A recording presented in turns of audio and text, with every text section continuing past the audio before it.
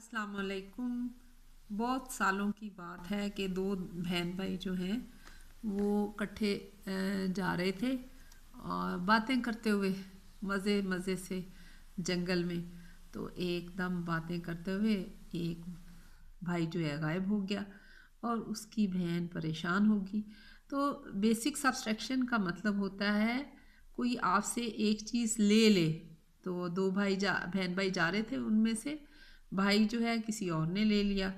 तो जो साइन होता है ये एक सीधी लाइन लगाते हैं, माइनस का निशान भी इसको कहते हैं।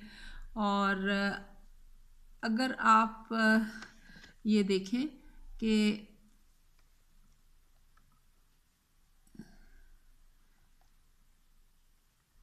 ये जो है हमारे पास दो, 2 - 1 इज इक्वल टू 1। ये जो है ये जो है माइनस का निशान है और ये इक्वल का निशान है। इसका मतलब है कि दो में से एक माइनस किया हमने तो उसके बाद हमारे पास एक बचता है। अब अगर आप देखें कि ये हमारे पास तीन दायरे हैं, 1, 2 और 3। और अगर हाँ मैं इसमें से एक दायरा निकाल लूँ तो मेरे पास दो दायरे रह जाएंगे।